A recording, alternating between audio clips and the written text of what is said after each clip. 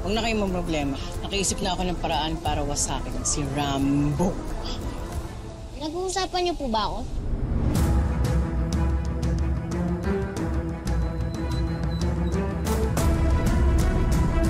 Yes, we were actually talking about you and Eduardo and what's the name of that guy again? Oliver. Tama ba? Tama? Oh, tama, Gob. Oliver. Oo. And, Cap, incidentally, siya ang adoptive mother ng nawawala at totoong apo ni Eduardo. Ako, hindi ko alam na nahanap na pala ni Eduardo yung apo niya. Pero, ngayon, nagkita kami dito at nakapagkwentuhan. Kakilala po pala kayo? Ay, ngayon lang. Uy, alam mo, napakabait pala ni Gob. Ang gaan niyang kausap.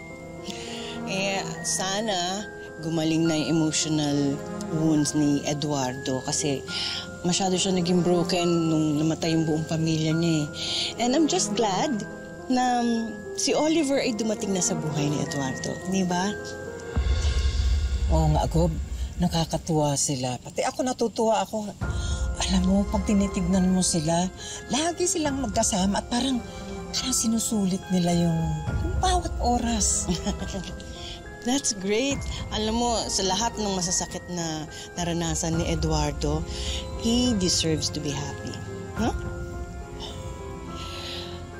Well, paano ba yan? Mauna na ako. Guada, it was nice meeting you.